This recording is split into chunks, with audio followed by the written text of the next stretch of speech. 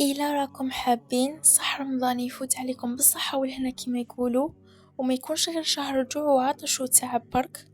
إذا حابين تحسوا بلي عشتوه صح وتبدلت فيكم حاجة وتقربتوا أكثر لربي، هذه الحلقة راها ليكم.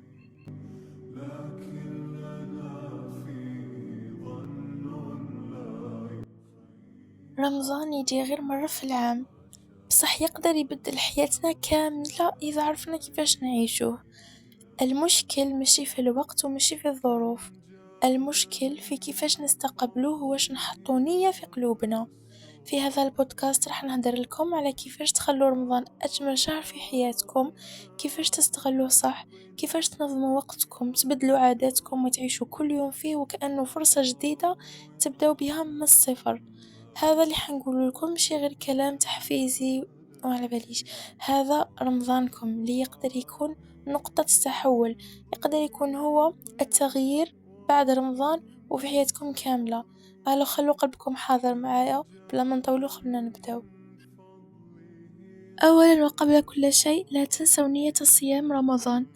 اللهم إني نويت أن أصوم رمضان كاملا لوجهك الكريم إيمانا واحتسابا، اللهم تقبله مني واجعل ذنبي مغفورا وصومي مقبولا. اللهم أهله علينا بالأمن والإيمان والسلامة والإسلام والعافية الجليلة ودفع الأسقام والعون على الصلاة والصيام وتلاوة القرآن. اللهم سلمنا لرمضان وسلمه لنا وتسلمه منا متقبلا حتى ينقضي وقد غفرت لنا ورحمتنا وعفوت عنا. لقوله صلى الله عليه وسلم: من صام رمضان إيمانا واحتسابا وغفر له ما تقدم من ذنبه. أول حاجة راني حابة نقولها لكم، النية أكيد هي أنه ما تجرحوش صيامكم. رمضان مشي هو برك امتناع على الأكل والشرب والسمع الأغاني وما على باليش. رمضان احكم لسانك على الكذب، على الغيبة، على السب إلى آخره. يعني الصوم لازم يكون عن كل ما يغضب الله، يعني جميع عفسة تغضب ربي لازمك تصومها. لقوله صلى الله عليه وسلم: من لم يدع قول الزور والعمل به فليس لله حاجة أن يدع طعامه وشرابه. يعني الصيام عبادة كاملة، مشي هو فقط جوع وعطش. يعني إلى ما خليتش الأعمال اللي مش مليحة واللي تغضب ربي فأنت لست بحاجة أنك تمتنع عن الأكل والشرب. ثاني عفسة، خفف الملهيات، العفسة اللي تلهيك، المسلسلات، الأغاني حاولوا تنقصوها، حاولوا تمزيوش تسمعوها خلاص، يعني مش غير تنقصوها. يعني في هذا الشهر على بالي بلي الموضوع حيكون شوية صعيب، بصح أمنوني بلي رمضان حيكون فرصة ما تتعوضش انكم تستغلوها باش تتخلصوا من العادات السيئة متاعكم، من سماع الأغاني، من العادات السيئة. كاين بزاف صوالح يعني قادر رمضان يكون فرصة انك تتخلى عن هذه العادات. لهذا الشيء تحاولوا انكم تستغلوا من رمضان باش تتخلصوا من كامل الحفايس اللي مش ملاح اللي كنتوا ديروهم. يعني حاولوا تستغلوا رمضان باش تتخلصوا من هذوما العادات السيئة، لايك الشتم، لايك السب، الاغاني، المسلسلات، هذو يعني حاولوا تستبدلوهم بعفسات ملاح، كيما تكتشفوا اكثر الدين متاعكم، تشوفوا دي بودكاست قصص الانبياء، كاين بزاف صوالح. تحفظوا حتى القرآن، ماشي شرط تختموه قراءة فقط، تقدروا حتى تحفظوا صور قصار ولا طوال ولا تقدروا، لأنه ربي سبحانه وش يقول: ذلك ومن يعظم شعائر الله فإنها من تقوى القلوب. يعني خلوا النية نتاعكم مليحة وربي يعينكم. يعني ما كاش عفسة تخلوها لربي وماش يعوضكم. يعني اتركوا الأشياء السيئة لله وراح يعوضكم بإذنه خيرا منها وخير ألف منها. يعني ثالث عفسة، رمضان شهر القرآن معروفة، يعني حاولوا تختموا أكبر عدد من الختمات تقدروا عليه، حتى لو ما قدرتوش تختموا عادي. يعني ربي يشوف بلي راكم تسيوا، راكم تحاولوا. يعني أهم شيء هو أنه نهاركم كيفوت في رمضان وانتم ما قرأتوا فيه ولا آية، هذا شيء لازم ما يكونش. يعني لازم مينيمو يفوت نهاركم وانتم ما قريتوا صفحة على الأقل. يعني لازم تقراو، تدبروا في الآيات، يعني ما تقراوش فقط باش تختموا. يعني كاين ناس يقراو وما حابين برك يختموا باش يقولوا لايك أنا ختمت المصحف في رمضان، ولكن الأهم من هذا هو أنكم تدبروا في الآيات.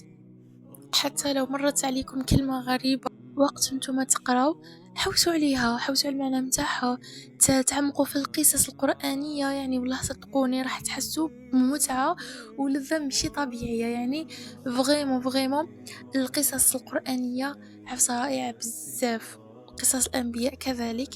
يعني متفوتوش هذه الفرصة، سيو تتخلوا عندكم مسلسلات رمضانية ومنها ما تفرجوش، مش ما تفرجوش كامل، ولكن حاولوا توازنوا بين هذه الأشياء، يعني الأشياء تاع الدنيا وتاع الآخرة. دونك راح نحط لكم لهنا جدول فريمون يعاونكم انكم تختموا القرآن في رمضان على حساب عدد الختمات اللي كنتوا حابينهم.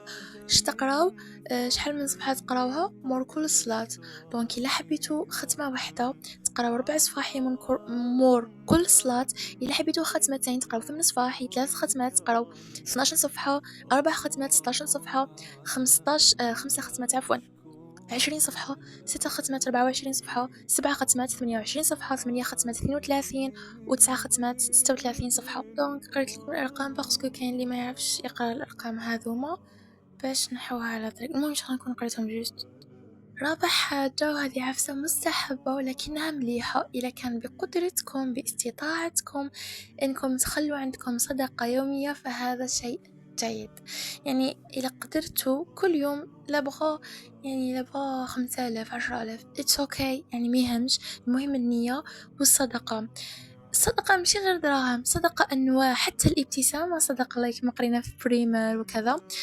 يعني بنات سمعوا يعني للعفسة تاع انكم مصباح وانتم مع الفطور مع الكوزينة، ومنه هذا الأجر متاعه عظيم جدا. يعني يكتب لك إفطار صائم، والرجال أيضا نتوما يعني القومة متاعكم هذه تجيبوا أغراض البيت، يعني هذو كامل أجر وصدفة، يعني كامل كنا نتعاونوا في رمضان باش نجوزوه وكذا، راهو كامل أجر عليه وأجر عظيم. يعني أخلصوا النية، لأنه كاين قول النبي صلى الله عليه وسلم كل معروف صدقة. فوالا. خامس عفسة قيام الليل، ولا كما نعرفوهم احنا تراويح عمركم ما تخلوها. سيو تمشوا على ذاك الحديث تاع النبي عليه الصلاة والسلام، نهار قال من قام ب10 آيات لم يكتب من الغافلين، ومن قام ب100 آية كتب من القانتين، ومن قام ب1000 آية كتب من المقنطرين. دونك وش معنى هالقانتين؟ القانتين يعني المطيعين الخاشعين، أما بالنسبة للمقنطرين هم أصحاب الأجر العظيم والكثير. يعني قول الرسول صلى الله عليه وسلم هنا كفيل بأنك تروح وتقوم ليل ولا تصلي تراويح. دونك إلا قدرتوا ما تخلوهاش أبدا في رمضان، أصلا رمضان يجي مرة في العام، دونك سيو كيفاش يعني تستغلوا بكل ما جاء به، يعني من تراويح ومن قيام ومن صلاة وأدعية وقرآن والأشياء الجميلة اللي جاء بها. فقط توضيح يعني كيفاش القيام ب10 آيات. القيام ب10 آيات هي سورة الأعلى، القيام ب100 آية سورة الواقعة مع سورة الكافرون، والقيام ب1000 آية جزء تبارك والنبأ، يعني 40 وجه و8 ركعات، في كل ركعة 5 أوجه. فقط باش تعرفوا كيفاش، ولا بالأحرى باش تفهموا واش راني نهضر، يعني باه ما يكونش بودكاست غامض، يكون فيه يعني زي نهضر لكم الأحاديث ونفسر لكم واش معناها في نفس الوقت. سادس حاجة الدعاء، وبكل بساطة نقول لكم اطلبوا حاجاتكم وأمنياتكم كلها، يعني ما تخلوا حتى أمنية وتخلوهاش. يعني استغلوا هذا الشهر المبارك في التقرب من ربي بالدعاء. يعني دايما يقولك باش تقرب من ربي بالدعاء ادعي له، هكا راك تتقرب منه لعلها تستجاب لكم في هذا الشهر الفضيل. دونك ربي أقرب وأكرم مما تتخيلوا، يعني ربي راهو قريب لينا من كامل الناس اللي راهم في الدنيا. دونك تقربوا ليه بالدعاء وان شاء الله راح يستجيب لكم everything كم تدعوا له. يعني إصلاك الدعاء فرصة ما تتعوضش في رمضان، يعني فريمون كي تدعوا في رمضان مش كما تدعوا في الأيام العادية، في رمضان تحسوا بلي راكم قريب أكثر ودعواتكم قابلة لأنها تتحقق أكثر. ما تضيعوش هذه الفرصة. سابع عفسة واللي هي الذكر، خلوا لسانكم دايما رطب بذكر الله عز وجل.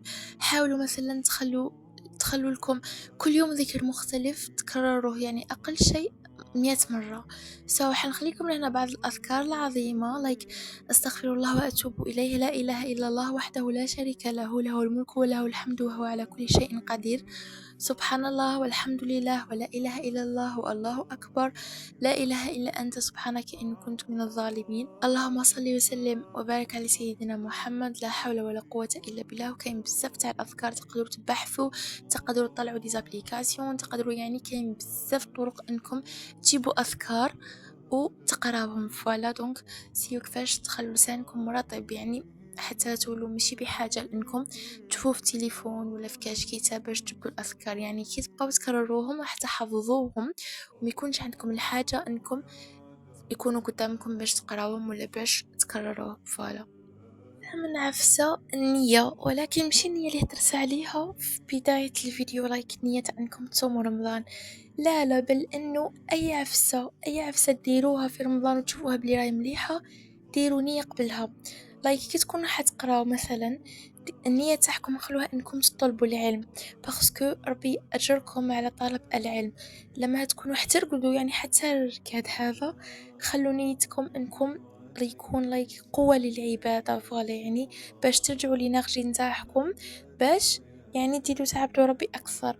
فوالا اكلكم كي تكونوا حتاكلوا، يعني خلوا النية متاعكم إعانة على طاعة الله، يعني حولوا عاداتكم إلى عبادة. يعني بالنية الموضوع فريمون سهل، فمتراطوش.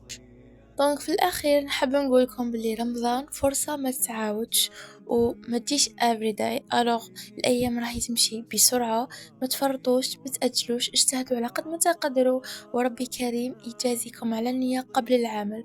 وما تنسوش بلي إلى أصبتوا فمن الله، وإن أخطأنا فمن أنفسنا ومن الشيطان. الوغ صح رمضانكم، صح فطوركم، نتلاقى في نوبل بودكاست إن شاء الله. إذا عجبكم البودكاست متاع اليوم ما تنساوش ديروا لي لايك و ابوني لما كنتش مابونيين. فوالا، والى اللقاء.